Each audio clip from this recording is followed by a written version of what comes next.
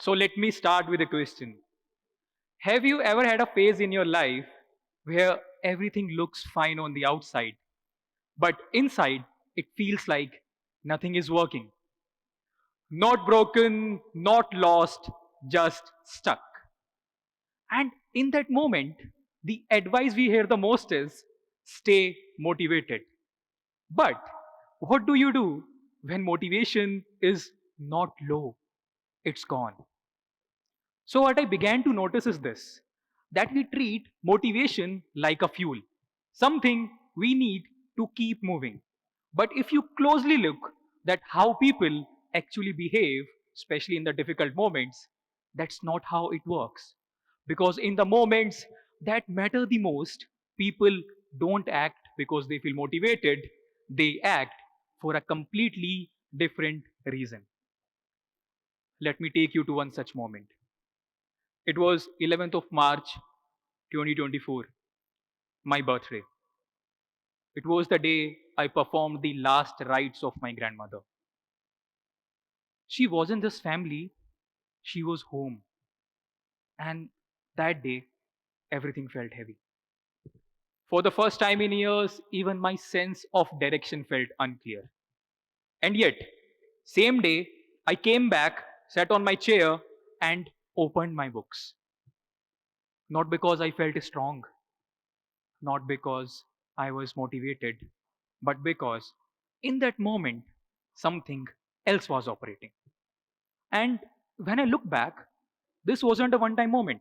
Before that, I failed 14 interviews before getting my first corporate job.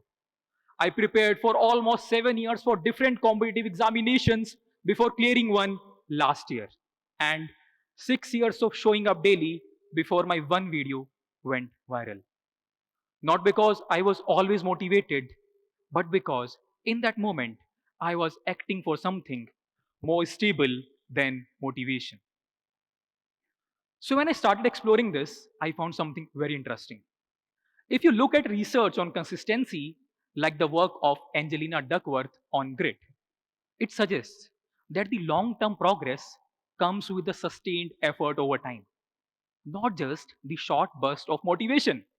So, if motivation is unreliable and yet action still happens, then something deeper must be driving it. So, what I came to understand is this, that in those moments, we don't rely on motivation. We rely on our ability to act from the future identity, not the present feeling. To act based on the future that does not exist yet, but feels real enough to act and guide what we do today. In fact, research on identity based habits, something James Clear talks about, refers to the same idea that the lasting change doesn't come from what you do today, it comes from who you believe you are. And this is what I means to see beyond. And once that becomes clear, consistency stops being emotional, small actions stops feeling insignificant because now you are not working for today. You are acting for something beyond it. For example, if you can truly see yourself as someone intelligent, sharp, and deeply thoughtful 5 years from now, then something subtle begins to shift. You don't argue with discipline anymore. You don't wait to feel motivated because your actions today are no longer driven by mood. They are guided by who you are becoming. But let me be honest, this doesn't work for everyone. This only works for those who have the who are willing to believe in a version of themselves that they do not have a proof for yet. Now, I'm not saying that motivation doesn't matter. It does. Motivation is often what starts the journey.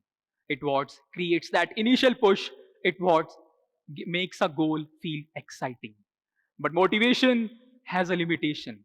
It depends on how you feel, and feelings change. So the next time you don't feel like showing up, don't ask, how do I feel today? Ask, what is the future that I can clearly see enough that I'm ready to act for it today?